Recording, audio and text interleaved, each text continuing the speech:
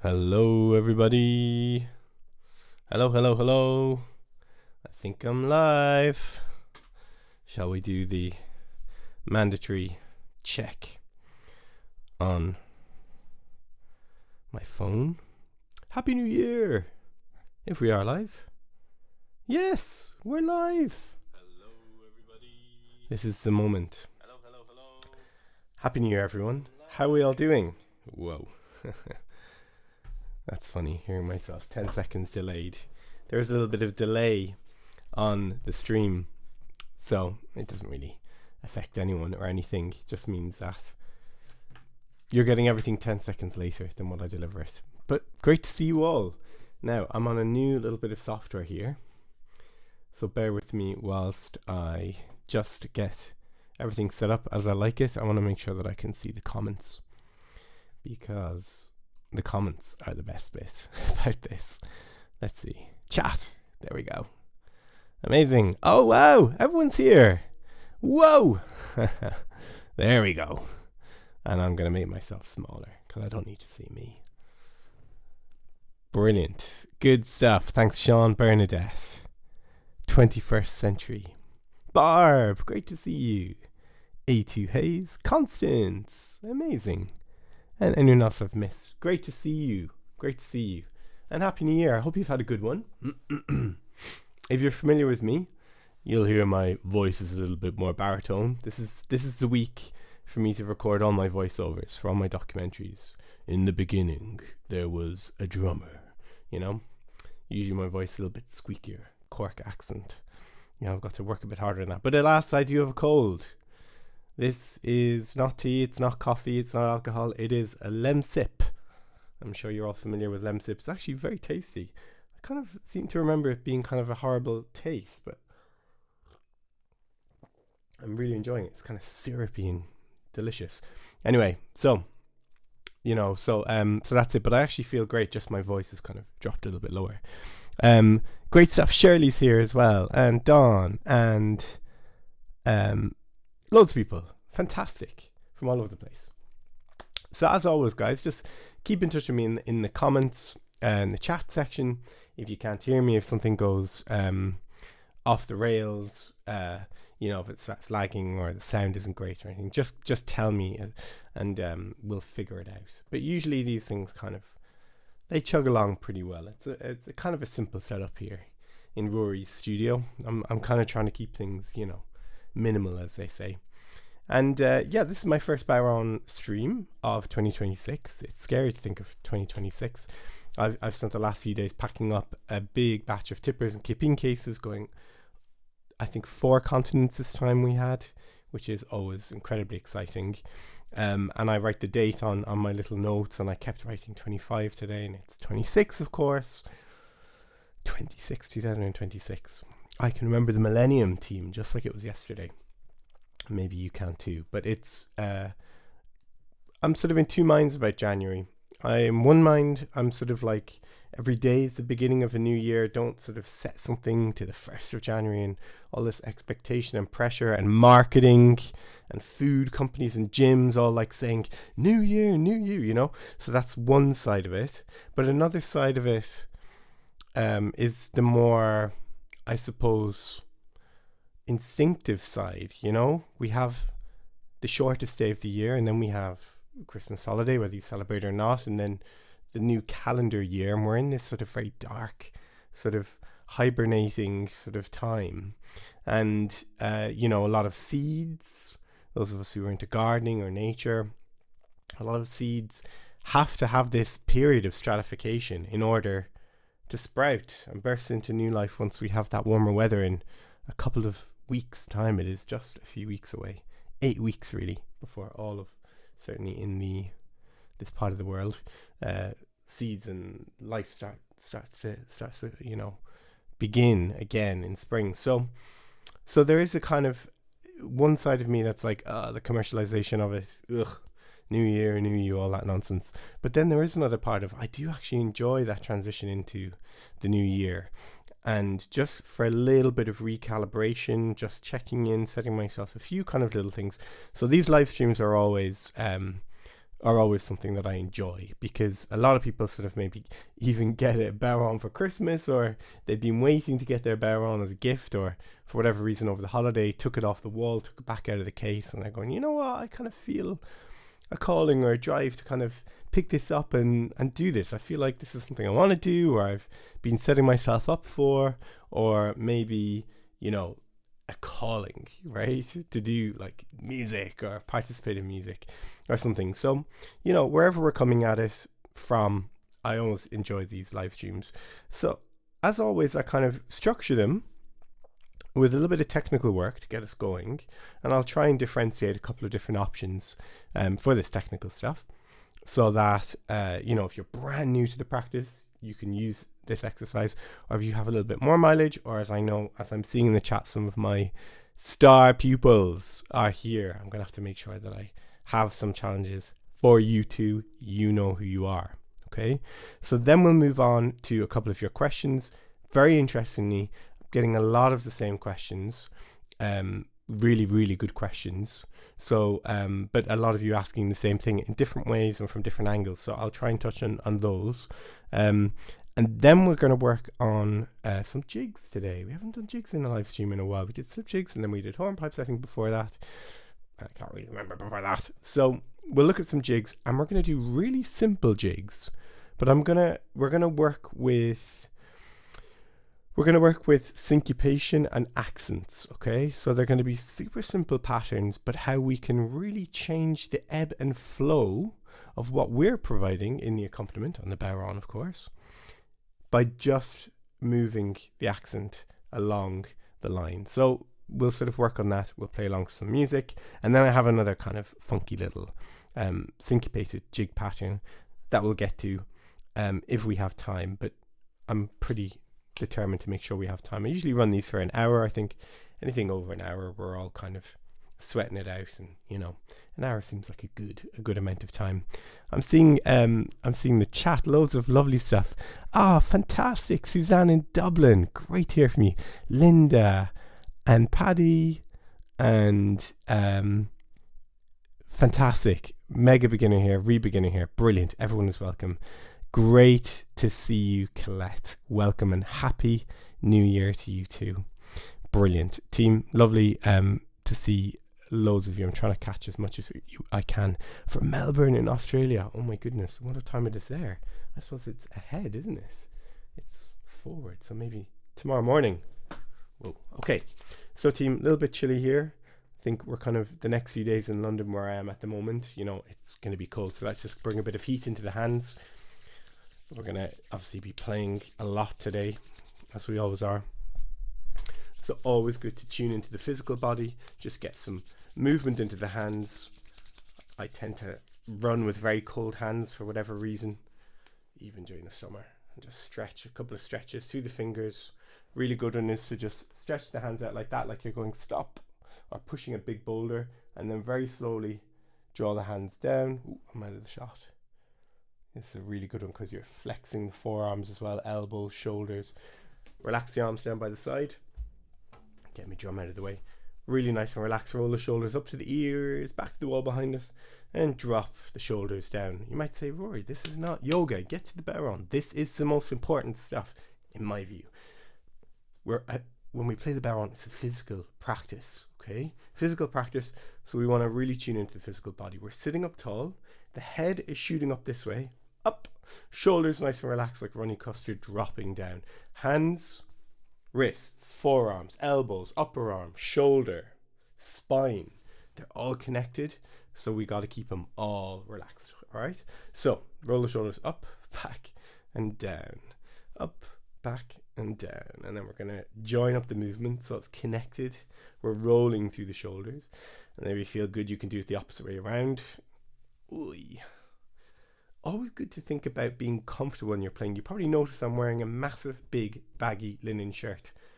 When I'm playing, always try and play with wear really comfortable, baggy clothes. You'll see that I've rolled up my sleeves. Of course, the Bodhrán, the hoop of the Bodhrán, right into the crux of the arm. If you know, you know. Yeah? So these things, all small things that we can do to help ourselves. Yeah? Make sure we're rolling through the shoulders a couple more times, forward and back. It's really good for the lungs. Saturday Night Fever. Give everything a big old shake. Nice one, team. So make sure you're warm when you come to the practice. Pick up your bodhrán. I know a lot of you know this already, but I always like to go through the kind of the foundations or the fundamentals, as I say, as we're going. Yeah, so sitting up nice and tall, feet are flat on the floor. Bodhrán for most of us will sit on the left hand side. On the left hand side, because I'm right handed, I write with my right hand. If you're left handed, no problem. You may choose to do things the other way around. Some of the most brilliant bodhrán players play with the drum on the right hand side. I don't actually know if they're left handed or not, but they do. So there's really no better or worse. It's personal preference. All right. So for me, it's on the left hand side, but you may choose to do things the other way around. Okay. So on the left hand side, there are 4 points of contact. I always like to go back to this in my mind because it helps me to think about, you know, keeping things in balance. Yeah. Keeping all my bones and muscles and all the stuff right, working the right way. So the first is between knee and hip socket on the femur bone. We roll the drum in alongside the body. So the side of the body for me is connected to the side of the drum. Now, we all have different anatomy here. So you just find that comfortable balance yourself. All right. For me, I quite like to have that contact. Some people like to have a little bit more in front. For me, I like to use the side of the body to actually dampen the front of the drum. Okay, that's my second point of contact. Third one, crux of the elbow. Remember I said if you know, you know. Look at that. I've rolled my sleeves up so that the hoop of the drum hooks right in there. If I was wearing a higher t-shirt, right, it would be straight onto my skin, which is fine too. Yeah, you never want to grip the drum. You never want to be locking in. It's just, you know, because I'm a softie. It's nice to have a bit of padding there. Yeah, particularly when you're going to be doing a lot of teaching like I am today, or a lot of playing, you know, it's nice to just set things up, you know, so that you're comfortable, right? And then the fourth and final point of contact is the palm of the hand, pads of the fingers. Loads of different approaches to playing the bodhrán. Remember, guys, this is just how I do it. This is just the style that I've developed. And every bodhrán player will find their own style, particularly professional players. I don't think any of us kind of play the same way. And that is the beauty of this instrument. It's not like playing the piano and playing the fiddle where there are kind of set schools how to do it. You know, following different kind of methodology. Yes, there are universal principles to playing any musical instrument, but for the bodhrán, I feel like a lot of bodhrán players kind of find their own approach, which is a lovely thing. Yeah. So this is just how I do it. I always just throw that caveat out there, so you don't feel like, oh, Rory said do it this way. This is the right way. There's no right. The only right is what's right for you, and I'll do what's right for me. You do what's right for you, and you know what's right for you better than anyone. Okay, so take that and be empowered by that, right? So this is how I do it, 4 points of contact. Now we're going to get some sound going, not music yet. This is sound. We're going to relax our right wrist. We're going to relax our wrist, and we're going to bring the tips of the fingers in towards the heart and just over towards the drum. And we're going to just make some sound together. There are 50 of us. Whoa. Whoa. 50 of us all around the world. Welcome everyone. If you're just joining, thank you for coming. Thank you for checking in. If you haven't already subscribed to the YouTube channel, make sure to subscribe. This is my kind of bodhrán specific YouTube channel. I'll still be putting bodhrán on my main channel as well, but this is just for bodhrán. Everything on this channel is bodhrán themed, focused. So this is relaxing the wrist and making sound and tuning in to the quality of movement that we need. Very relaxed, very floppy through the wrist. Down, up, down, up, down, up, down, up. And this is the foundation to everything that we do. If you're newer to the practice, maybe you're brand new, mega beginner, or re-beginner, this is your kale and veggies. Yeah, this is so important. Do this, focus on this, tune into some music, get it going with some music, just this quality of movement. Now here, we can bring the knuckles in towards the drum, and then bring the nails into the drum. So we can just move the hand around a little bit, down, up, down, up, down, up, down, up. Wherever we are in our practice, this is a great place to start. 5 more, sitting up tall. 4 more, breathing deeply through the nose. 2, 3, I think, sorry. 2, relax the wrist. And 1. Brilliant.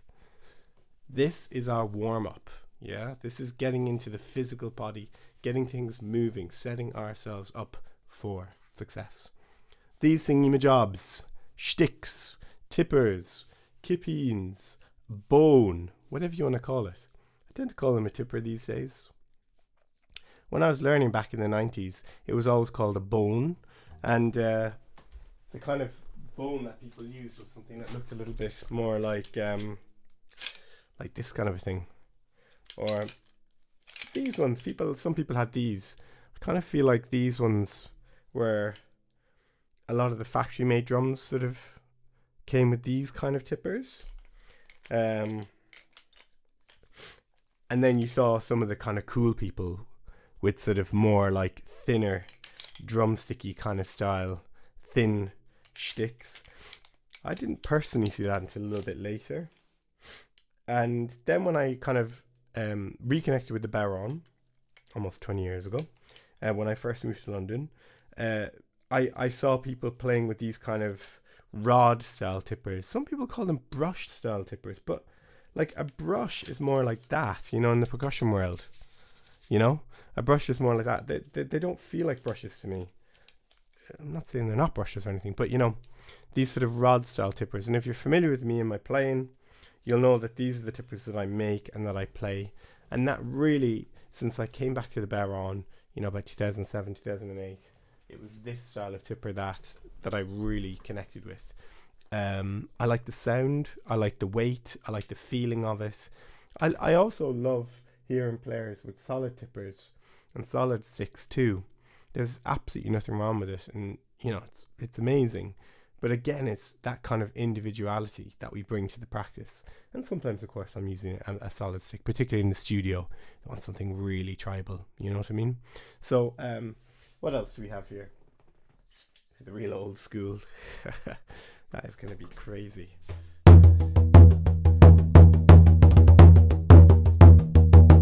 You know, again, this is sort of almost like a shaman style beater. Very thick, very chunky, but quite light, actually. Thick and chunky, but quite light, so it doesn't really smash too hard. So, loads of different types of sticks. Try as many as you can. Find the one that you like, and then, you know, play around. That's all I can say about that. So, with the tipper, I'm gonna New Year's drama. Chucking them around the place. Luckily, these handmade tippers that I make are very, very durable. They never break. Just kidding. All right.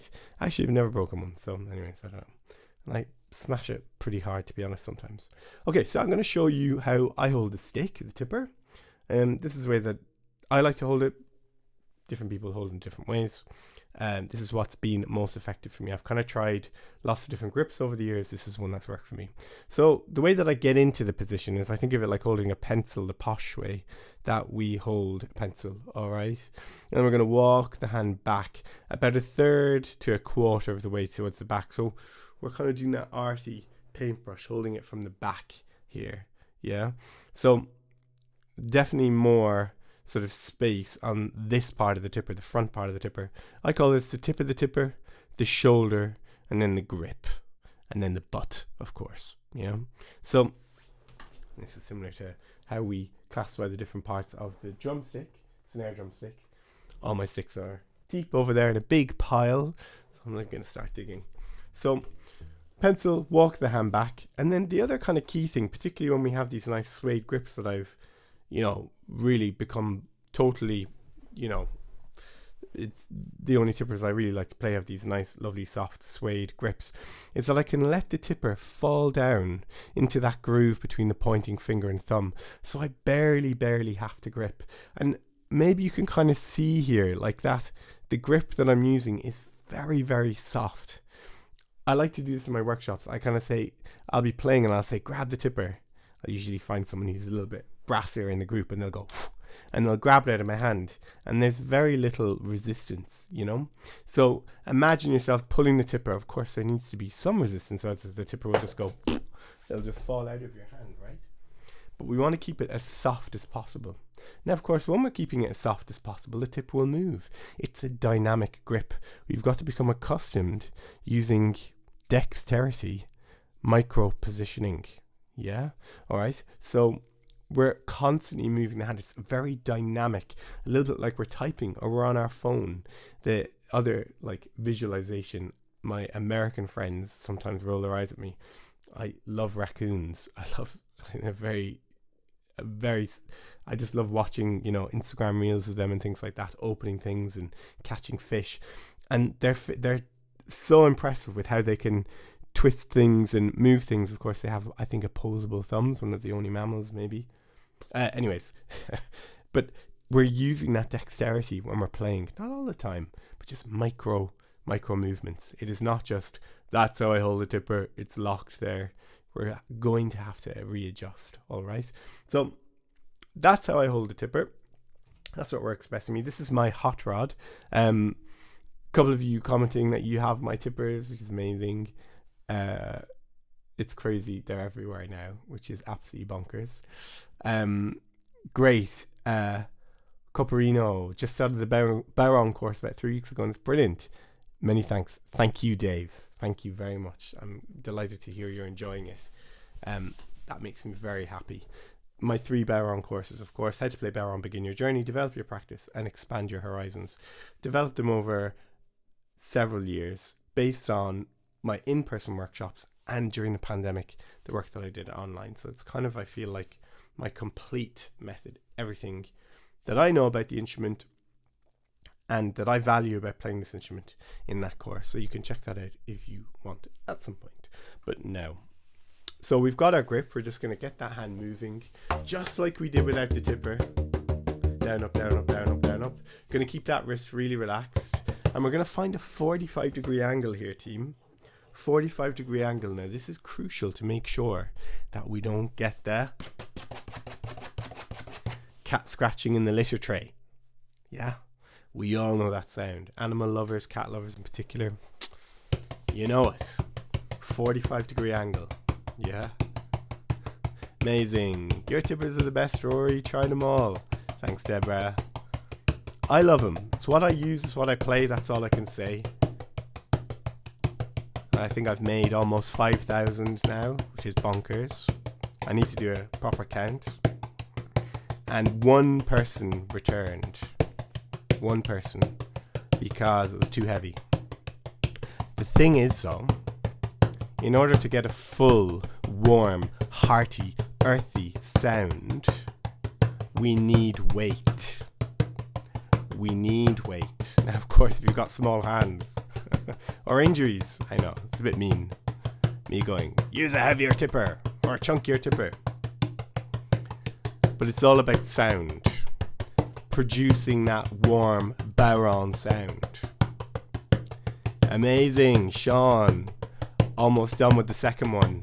Bring on expand your horizons. Expand your horizons is when it gets seriously spicy. I love it. Down, up, down, up, down, up, down, up.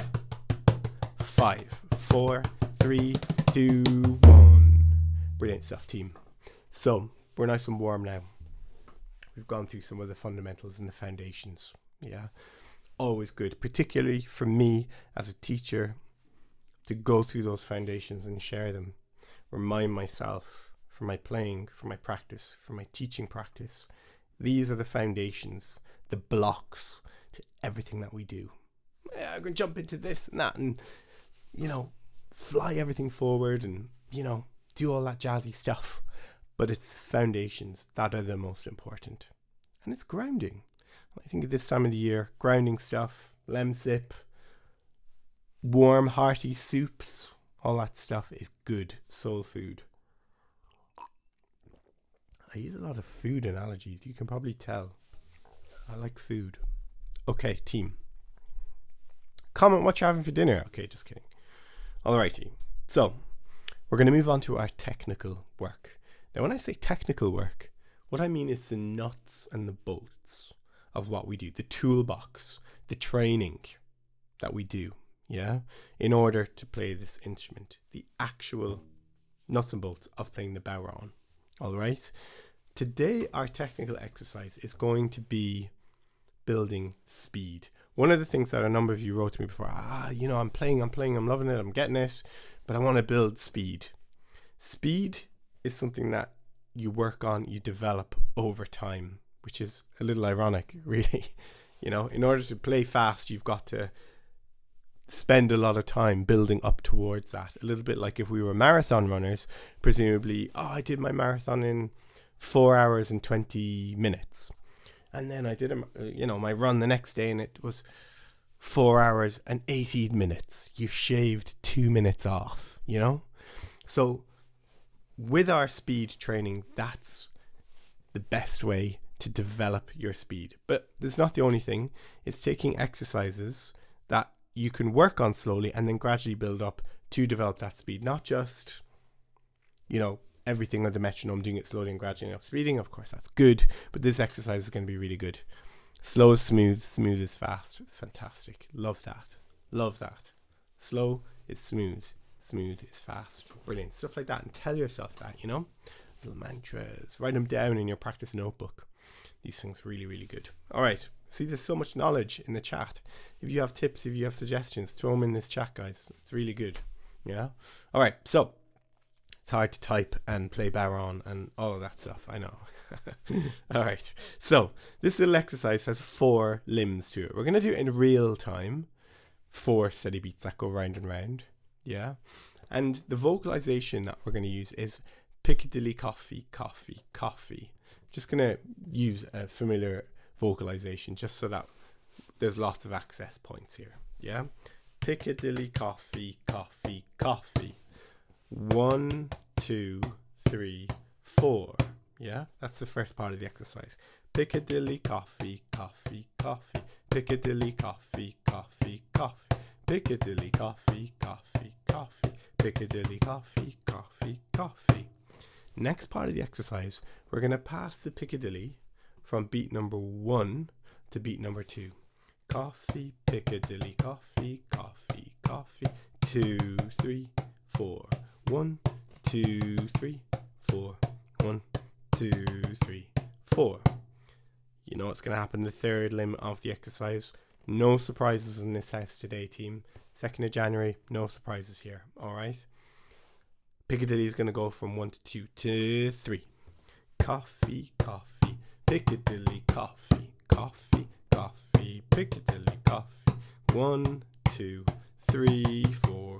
1, 2, 3, 4. Fourth and final limb of the exercise. Coffee, coffee, coffee. Piccadilly, coffee, coffee, coffee. Piccadilly, coffee, coffee, coffee. Piccadilly, 1, 2, 3, 4.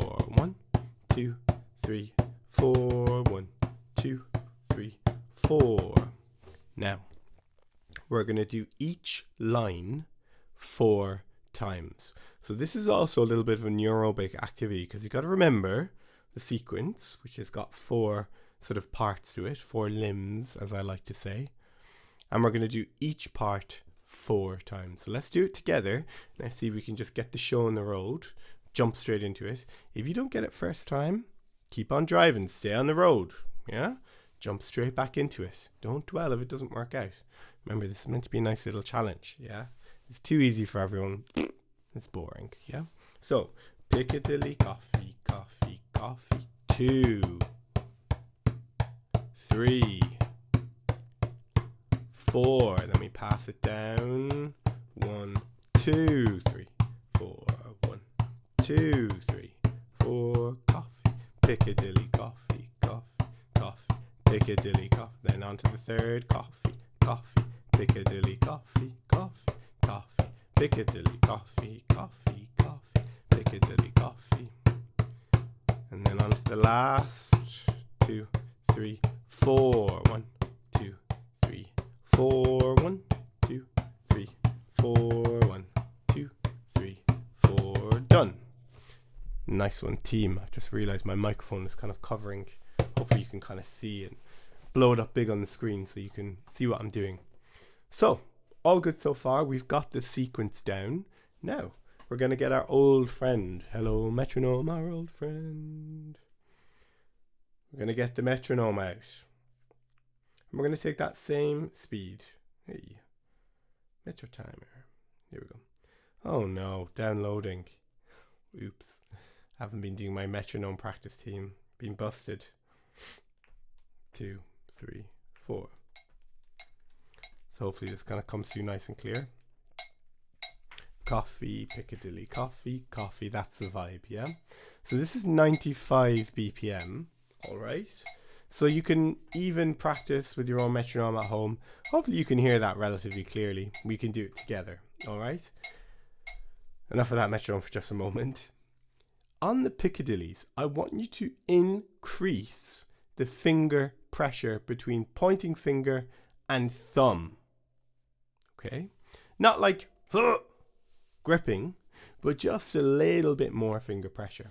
Piccadilly, coffee, coffee, coffee. Piccadilly, coffee, coffee, coffee. And then soften on the coffees. Yeah? The other thing I want you to think about for the Piccadillys is bringing the butt end of the tipper up closer towards 12 on the clock. 12. 1, 2, 3, 4, 5, 6, 7, 8, 9, 10, 11, 12. Not on 12 on the strike of midnight, but just a little bit further up. So we have this a slightly higher position. Piccadilly, coffee, coffee, coffee. Piccadilly, coffee, coffee, coffee, coffee. Piccadilly, coffee, coffee. So the difference,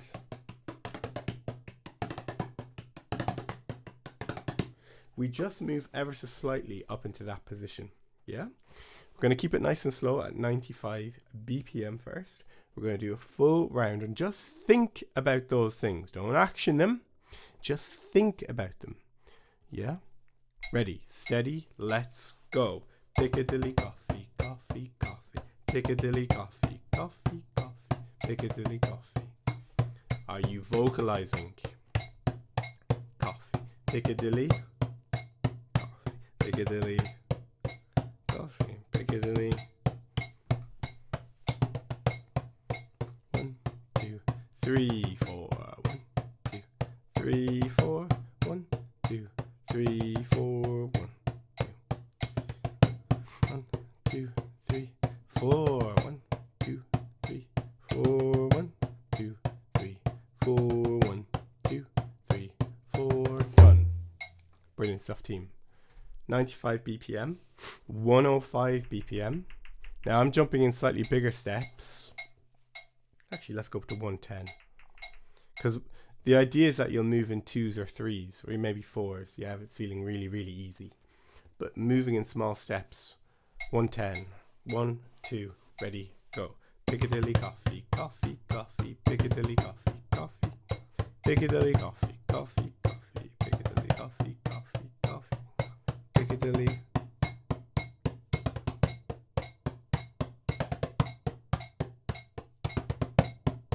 Coffee, coffee, coffee. Piccadilly, coffee, coffee, coffee. Oh, whoops.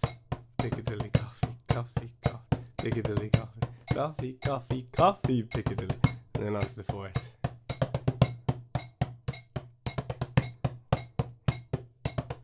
Brilliant. My mind wandered. I was thinking, how far am I going to push this today? But the idea, team, just to give you a little bit of a demo, if I bring this up to 145 BPM.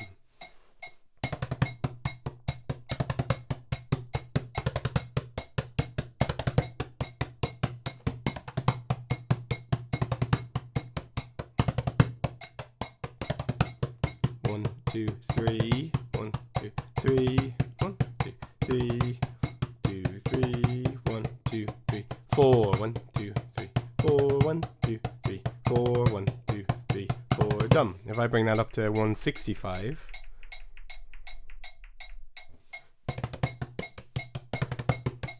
One, two, 1, 2, 3. 1, 2, 3, 4. Yeah. 200.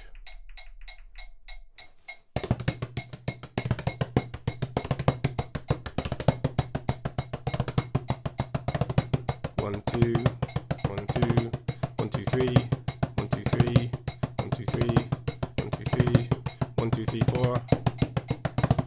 2, 3. One. Coffee, coffee, coffee. Piccadilly, coffee, coffee, coffee. Piccadilly. 1, 2. 1, 2. 1, 2, 3. 1, 2, 3. 2, 3, 4. 1, 2, 3, 4. No. Whew, I got it there. I muddled myself up. But you get the idea. We're building towards this very high speed, controlled pattern. Some people might call it 5-stroke roll. Yeah. Some people might just call it ticka ticka. The idea is that we're building this sequence all the way up. And the only thing that changes really in the technique is slightly more finger pressure and the angle. And it's very it's very subtle. Yeah. So this is a great little technical exercise. Start it super simple and gradually build up team. Yeah. So hopefully that's helpful. Obviously you can watch this video back. You got to watch that lem sip. Yeah, time for lem sip. So team, this is a great opportunity to remind you. This is my YouTube, my YouTuber self. Hit the thumbs up on the video and subscribe to the YouTube channel. Ding, ding, ding, ding. It's one of those things, isn't it? In the world of the internet, this is what YouTube says. Tell your subscribers to subscribe, or tell your mates to subscribe. It's good. It grows the channel and it's free. So team, onward and onward and up and up. Yeah, I know. So I know, I'm trying to be down with the kids. It's all about that subscriber thingy, isn't it? Trying to keep up. It's funny, isn't it, how like traditions like Bodhrán or Channel singing, or Southern Indian Carnatic music, these ancient old things that were advanced and complex but not technological, how they fit within this technologicalized world that we live in. It's funny, I think about that sometimes. Yeah, it's interesting, isn't it? Alrighty, so moving on, team, we're gonna look at some jigs. Woohoo! So I'm gonna take some music from my course. What about this one? Listen. Can you all hear this one okay? Give me a little thumbs up if it's coming through clearly. So, this is a jig, 6 quick beats that go round and round and round. 1, 2, 3, 4, 5, 6. 1, 2, 3, 4, 5, 6. Our fundamental jig pattern, as I teach it, is down, up, flat, down, up, flat. Down, up, flat, down, up, flat, down, up, flat, down, up, flat, down, up, flat, down, up, down, up, flat, down, up, flat, down, up, flat, down, up, flat, down, up, flat, down, up, flat, down, up, flat, down, up, flat, down. But in this exercise that I'm going to show you today, there's 4 limbs again to this one. We're going to take a more alternate stroke approach to jigs. It's going to go down, up, down, up, down, up, down, up, down, up, down, up. 1, 2, 3, 4, 5, 6. 1, 2, 3, 4, 5, 6. Okay. So I sometimes kind of try and avoid this, particularly at the early stages of playing the Bodhrán. I always try and get people on the train with down, up, flat, down, up, flat. But for the purpose of today, we're going to have a look at the single alternating approach to jigs for the first part of this exercise. There's a good question there about a muted way to play. I'm going to write that down. I'm going to put that in the question section. I've sort of jumped into the jigs before I did my questions. I said I do questions, but I feel like I talked a lot there, so I want to keep the playing going. Muted approach. I have some tips for that. Maybe semi-helpful, maybe not. But a really, really good question, particularly if you're on the road a lot practicing. So, back to our jigs. So the first part of this pattern is going to go down, up, down, up, down, up. The accents or the emphasis are really important here. Down, up, down, up, down, up, down, up, down, up, down, up. The accents, of course, being on the 1, 2, 3, 4, 5, 6. 1, 2, 3, 4, 5, 6. So we're going to do a little bit of that with the music. It's a little bit of a faster tune. If you're slightly newer to the practice, jump in, dive in, give it a good old crack. Yeah, but it's nice to keep things a bit spicy in the new year. Yeah, ready, go.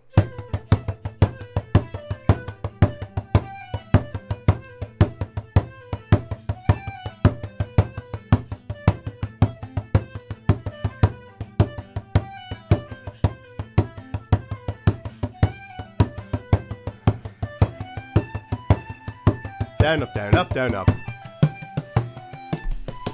My tonal hand is just chilling out.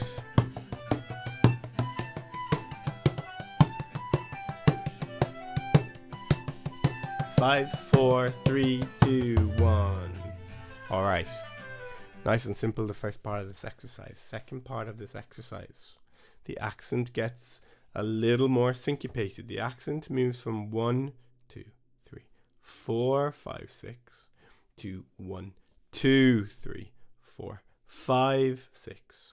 1, 2, 3, 4, 5, 6. 1, 2, 3, 4, 5, 6. 1, 2, 3, 5, 6. 1, 2, 3, 4, 5, 6. 1, 2. This one's trickier. Have a listen with the music. 1, 2, ready, go.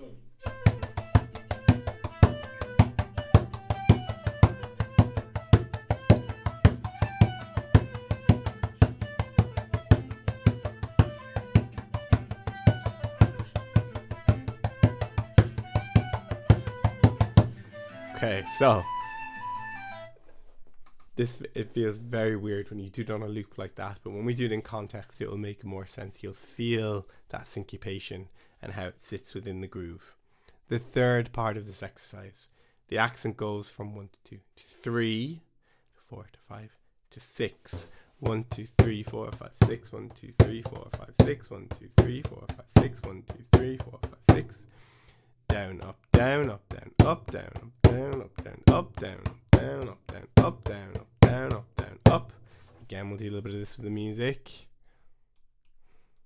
1, 2, ready, go. 1,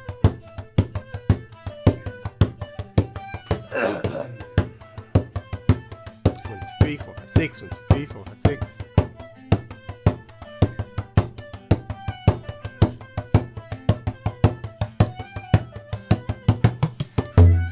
Brilliant. Grazie mille, Lorella. Amazing. I love it. I love when we have lots of languages. That's very wonderful. Okay, so that's the third part of the exercise. The fourth part is going to be our Old Faithful. Down, a flat, down, a flat, down, a flat, down, a flat, down, a flat, down, a flat, down, a flat, down, a flat. What for me is the fundamental jig pattern. All right. So again with the music. 2, ready. Go. Down a flat, down a flat, down a flat, down a flat, down a flat, down a flat. Down a flat, down a flat, down a flat, down a flat. Down a flat, down a flat. Down a flat, down a flat, down a flat, down a flat, down. Brilliant. Now we're going to join it all up together. We're going to do 2 rounds of each of those grooves. Take your mind back to the first one. Remember, it's cumulative. The accent is 1, 2, 3, 4, 5, 6. 1, 2, 3, 4, 5, 6. Then we move the accent. 1, 2, 3, 4, 5, 6. 1, 2, 3, 4, 5, 6. Then the accent goes to 3 and 6. 1, 2, 3, 4, 5, 6. 1, 2, 3, 4, 5, 6. Then we move it to down, up, flat, down, up, flat, down, up, flat, down. We can finish on a single down, or we can keep the party going 4 down, up, flat, down, up, flat, down, up, flat, down, up, flat, down, up, flat. Participant's choice. So the whole sequence will go down, up, down, up, down, up, down, up, down, up, down, up, down, up, down, up, down, down, up, down, up, down, up, down, up, down, up, down, up, down, up, down, up, down, up, flat, down, up, flat, down, up, flat, down, up, flat. Isn't that fun? And that leads really nicely from the technical work that we were doing about control speed, building speed.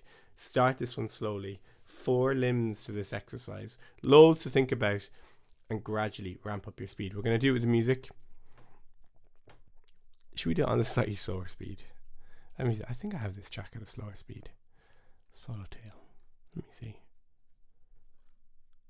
I think that's it. We can do it. Ready, go.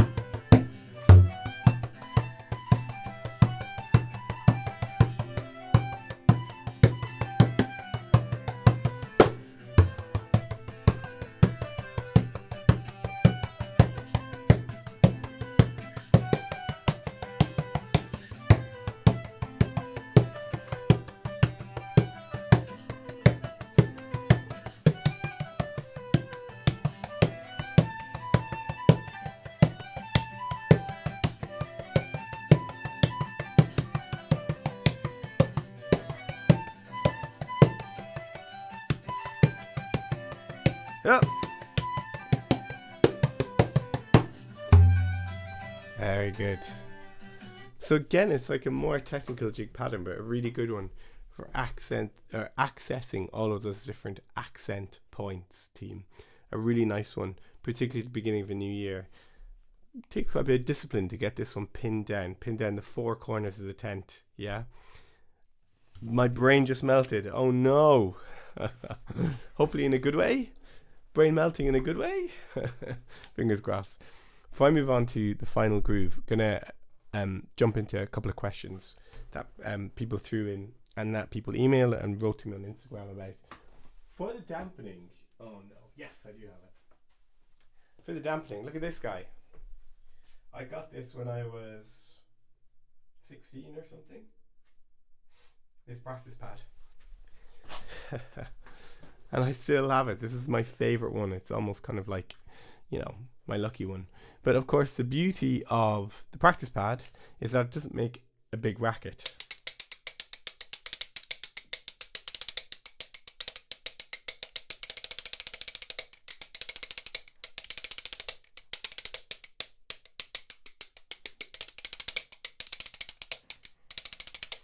And the great thing about this one as well is that it's made out of rubber, so it's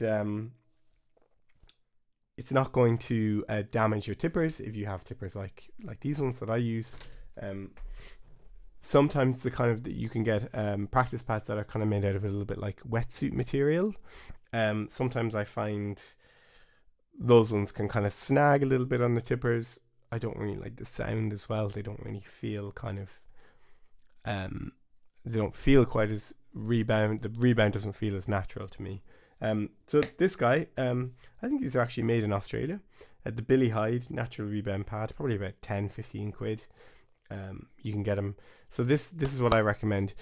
The only thing that I would say is that these have been known, if you practice them on a table or if you practice them directly on the floor, if you have downstairs neighbours, to drive people crazy because of course the vibrations.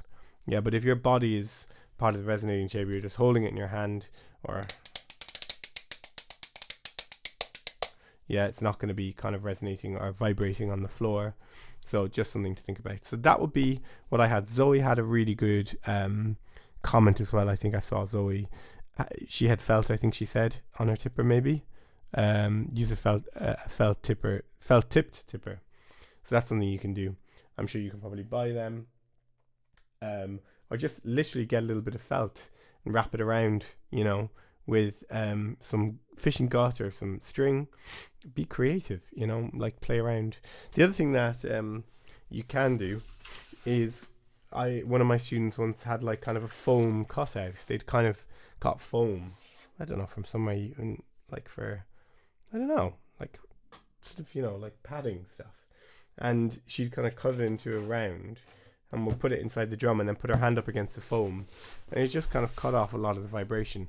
That being said, it's literally called a practice pad. Yes, exactly right. Practice pad. For snare drumming, because the idea is, you know, percussionists and drummers use them for training. So also the foam, that's a good one. Exactly. iPad cases are great. I like to use it's more with snare drum, practice on my shoes using traditional grip, the heel of your shoe, but also just kind of like a moleskin notebook.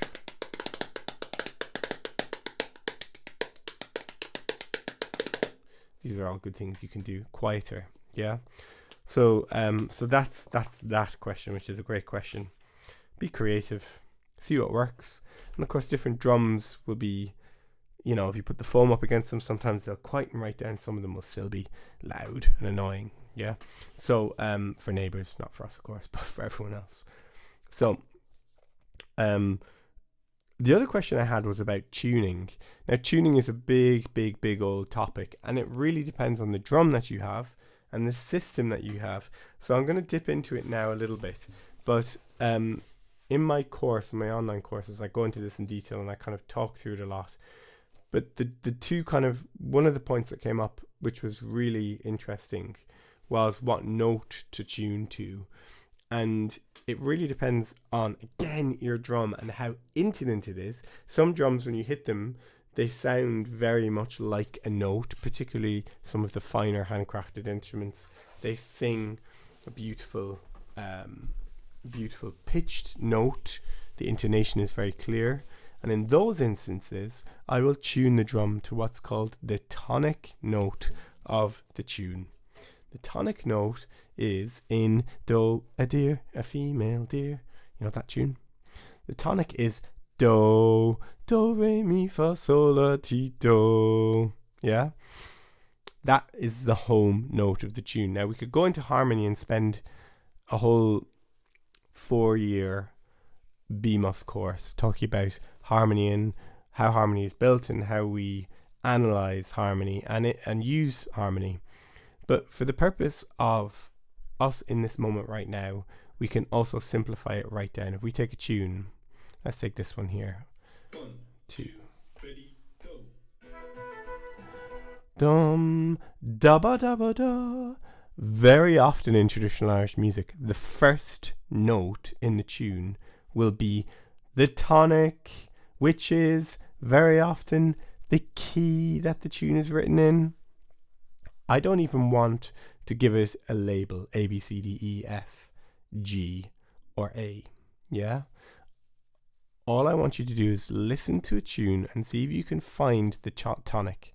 And usually, when we hum or sing the tonic, humming and singing at the moment is a little bit wobbly for me right now with my cold. La, let's take another one. 1, 2, 3. Hum, hum, hum. So that was the first one we had. Then we have hum. Yeah. So that is the best note to tune to. That's as deep as I'm going to go into it today. But we find the tonic of the tune, the home note of the tune, or the key of the tune, and we try and find a note for our drum that fits to that tonic note. The good thing in traditional Irish music, more often than not, D or A will work very nicely with most tunes. D or A. D and A. Yeah, those are the two notes that we want to find. If you want to say, well, I've got sat by my piano and I just want to tune to that note. Now, finally, another little note on tuning. So on this drum, the pegs are built in, so I can actually tune the instrument without a tuning key. One is not better than the other. This is slightly easier. Like, I was doing some shows in Malta just before Christmas, and we were in a very cold, like a beautiful, beautiful room called the Mosta Rotunda. It's like one of the biggest domed churches in the world, or the biggest, I think. Absolutely spectacular, but very cold. We were right over by a door, so the drum was just dropping all the time. So thank God I brought this one with me. I could just keep tuning it up as the concert went on, and then of course bring it back to my hotel room in the evening, and the drum sort of gets nice and normalized. So this has become really become very dependent on this, with the tuning pegs incorporated into the drum. Now, for many years before that, and even now, I mean, I'm just a big old lazy bones, really, you know. I for many years would tune on stage using a tuning key, and still would. That's just so convenient to do that. And actually, the thing probably with the drums that you do tune with a tuning key, they hold their intonation or pitch a lot better. That's been my experience anyways, okay? Because just the whole system, it's kind of more robust. So what I like to do ideally is have 2 tuning keys and go opposite sides. So directly across, 1, then 2, then 3, right? But if you only have 1, I'm not going to tune because this drum is in tune. This is perfect. I'm not going to fiddle with this. I'll go 1, then directly across 2, then next door neighbor 3, then directly across 4, then directly, and then next door neighbor, and then directly across. So you're doing kind of a crisscross, so that the drum is moving up as evenly as possible, moving quarters, so small steps, all right, and so that that we're not completely rocking the boat. The other thing, final thing, which is the absolutely must-have. I don't know if you can see this, guys. I'm not even going to do it. So again, I had this with a load of percussion gear that was brought over for this thing that I was doing, and I just threw this into the case, and it's broken. My mister has broken, and it's just doing a little kind of, I don't know if you can see, it's just like splashing out a big blob of water. So I need to get a new one of them, but that's the absolutely best thing to have on hand, particularly if you're in a nice warm toasty room like I'm in now, for keeping the skin moist. Particularly, we've got the central heating on, we've got a little fan heater on, that'll dry the skin out. It'll dry the skin out. So a little spritz, a little spray, really, really important, just to, before you tune, before you start fiddling around with screws. With a new drum, particularly the handcrafted drums, so if you've been working, collaborating with a maker or bought off a maker, for the first year, this has just been my experience, and it's not a bad thing at all. It's part of the process. The drums will tend to go a lot higher because it's a brand new instrument. It's just been made. So having that water is really handy, and very often tuning down. The drums will need to go down more often than not. And then after a year of playing and care and just sort of tuning, they find they sort of settle themselves out. But it's not a bad thing. It's not like they're not good or anything like that. It's just something that is pretty universal with most handmade drums. And it's because the skins are good, and they're just kind of forming. It's like good wooden furniture or good leather shoes. You don't put them on first day and it's like perfect. They have to sort of shape, mold to the wood, the skin to the wood, and of course to our bodies as we're playing them. So team, again, there's more on that in the online course, and I kind of go a lot deeper in that and demonstrate it a lot clearer. Ultimately, and it's probably a good thing to finish on, ultimately your ears lead you. So trust your ears and trust your instinct. I saw a really, really nice quote from one of my yoga teacher friends here in London, and it was a quote from Rumi, actually, Persian philosopher and poet. And it was, if you're not sure, if you're kind of here and there and you're kind of trying to decide something, let your instinct kind of draw you through. And without getting overly philosophical, but if you're playing and you feel, the sound of the drum is kind of it's tinny, or it's grating, or it's not quite what I sound, tune down a little bit, do little spritz, massage the water into the skin, and of course when you tune, give it some time to readjust, and then play again and see if you notice a difference. Does this feel warmer? Does this feel more like the sound that I'm after? Instinct is very, very important, and in a way you can't teach instinct. Instinct is something you develop with experience. It's like a frequency. So listen, does it sound right? Does it need to go up? Does it need to go down? And then adjust accordingly, team. Thank you all so much for joining. It's been blooming brilliant. Again, I don't want to go on and on because, as you all know, I can just go on and on and on, and it's nice to keep things compact, particularly for those who are watching back. If you're watching back and you've made it this far, wow, you've done it.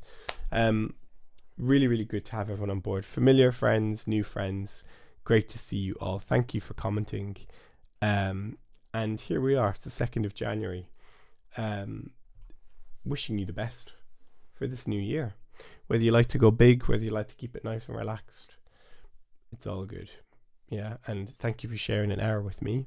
I mentioned my online course, which you can find out about if you're interested in. I'm also offering some one-to-one slots. A lot of them are gone now from my mailing list, which I've sent out, I think, yesterday. But I've put that link in the description box down below in case you're interested in working with me one-to-one on percussion, Bodhrán stuff. But also a couple of people have booked on you know, who are doing other creative projects or interested in sort of some of the film work that I do or digital media, that kind of thing. So I've put that down below. Thank you for coming. Any questions, you can put them in the comments down below. Like the video, subscribe to the YouTube channel. I'm going to put some more videos on this channel throughout January, so keep checking in. Get a little bit of practice in, you know, playing on some nice tunes, and looking forward to seeing you in the next one, team. Thank you for coming.